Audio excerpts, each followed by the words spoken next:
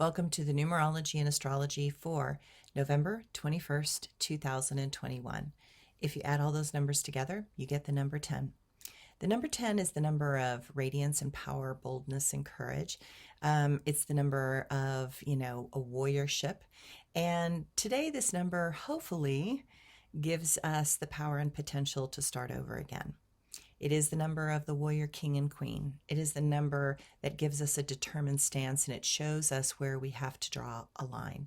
It gives us courage and the willingness to try new things. This number is always a turn. In this case, the turn might be a very hard one to do and somehow manage to control the vehicle without flipping it.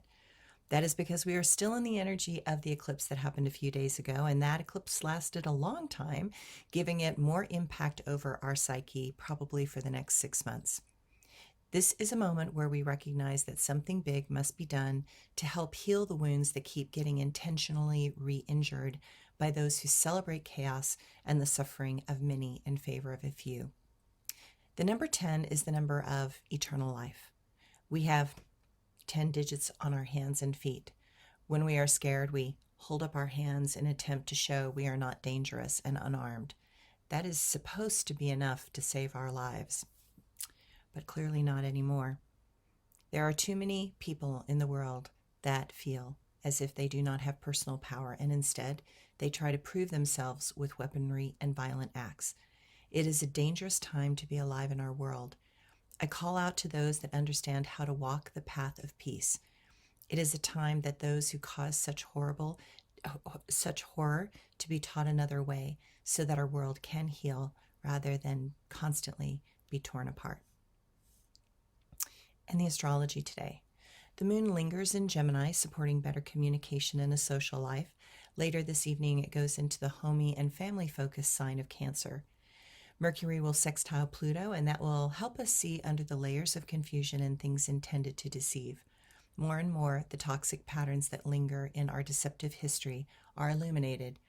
A large part of humanity has not yet learned essential lessons, and it paints a terrible picture of the state of the minds in our world.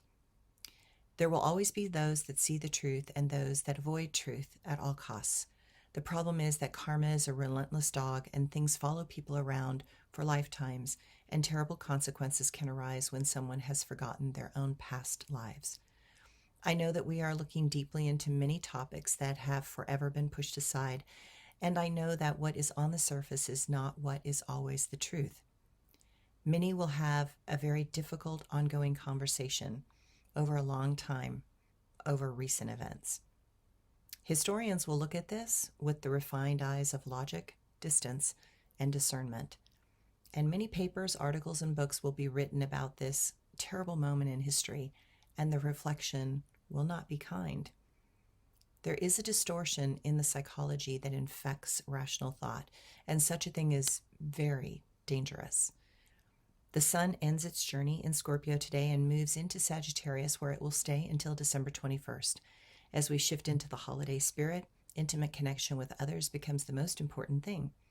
Expect some to get fired up with this Sagittarian energy. New ways of thinking are calling many things into question.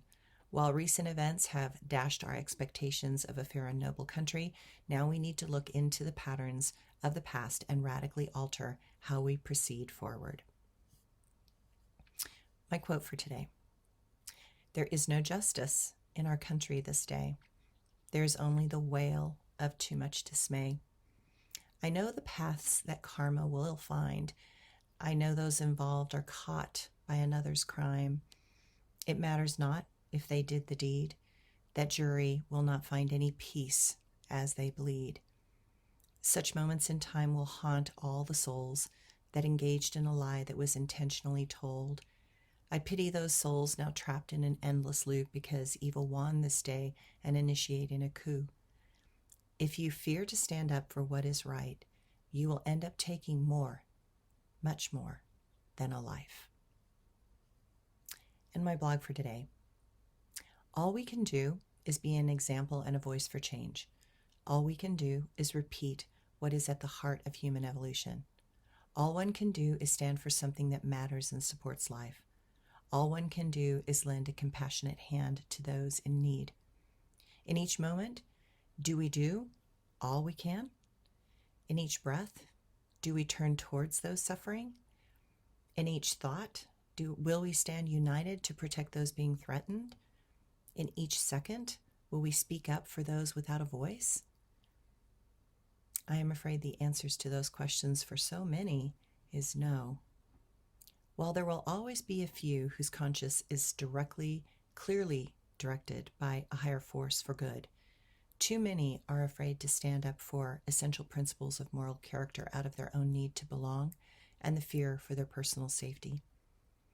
I feel so deeply for those that must carry the flag of truth in a world blind to the insidious consequences of hate. My heart cries for those that cannot grieve because the justice system has become so corrupt. My soul bleeds a little each time another falls under the feet of racism and greed. May this world see the error of its ways before we hit the final line and create the end of days. Thanks, everyone.